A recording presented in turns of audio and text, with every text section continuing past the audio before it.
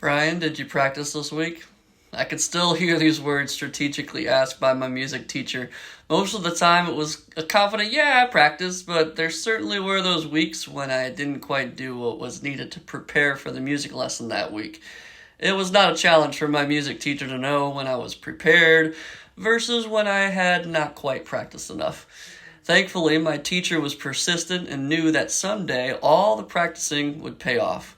I started playing the alto saxophone at 8 years old and have had the joy of participating in jazz bands, marching bands, and worship bands throughout my life. What started out as difficult, challenging, and honestly boring at times has become one of my greatest joys in life, using this talent to inspire people and to give glory to the Lord. In spiritual formation, practicing the presence of God is a phrase we come across attributed to the example and teaching of Brother Lawrence. In the simplest description, practicing the presence of God is a term used to describe someone being in continual fellowship with God and being continually aware of Him throughout the day. Practicing the presence of God may be the most life-giving thing we can experience in our walk with the Lord. Just as the practice of anything is a challenge at times, the payoff is monumental.